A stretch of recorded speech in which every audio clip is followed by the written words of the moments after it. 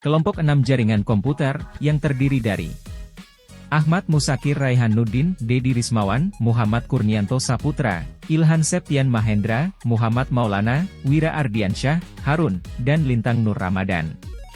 Akan menjelaskan cara kerja data link. Data link layer 2, adalah salah satu dari 7 lapisan yang ada dalam model referensi OSI, Open System Interconnection, yang digunakan untuk menggambarkan bagaimana komunikasi dalam jaringan komputer berlangsung.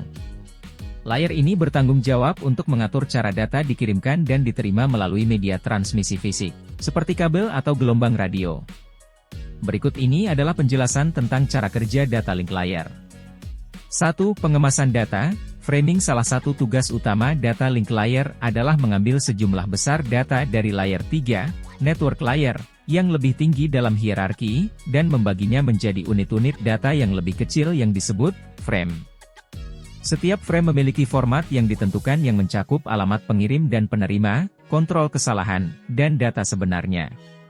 2. Kontrol kesalahan. Error control. Data link layer juga bertanggung jawab untuk mendeteksi dan mengatasi kesalahan yang terjadi selama transmisi data. Ini dilakukan dengan menambahkan beberapa bit tambahan ke dalam frame untuk memungkinkan penerima untuk memverifikasi keintegritasan data. Jika ada kesalahan, frame dapat diperbaiki atau dikirim ulang, tergantung pada protokol yang digunakan. 3. Akses kontrol. Dalam jaringan yang menggunakan media bersama, seperti Ethernet, data link layer juga mengatur bagaimana beberapa perangkat bersaing untuk mengakses media fisik yang sama. Ini disebut metode pengendalian akses, seperti CSMA, CD, Carrier Sense Multiple Access with Collision Detection, yang digunakan dalam Ethernet. 4. Flow control. Data link layer juga dapat mengendalikan aliran data antara pengirim dan penerima.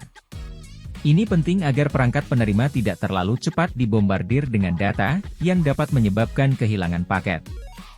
Flow control dapat dicapai dengan berbagai cara, seperti menggunakan ACK, Acknowledgement, dari penerima. 5. Address Resolution Protocol, ARP. Data link layer juga melibatkan ARP untuk memetakan alamat IP ke alamat MAC dalam jaringan.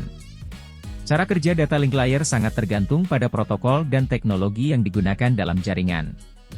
Contoh protokol data link layer yang umum digunakan meliputi Ethernet, Wi-Fi, 802.11, dan PPP, Point-to-Point Protocol.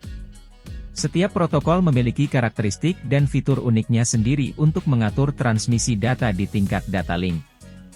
Sekian penjelasannya, semoga membantu. Terima kasih.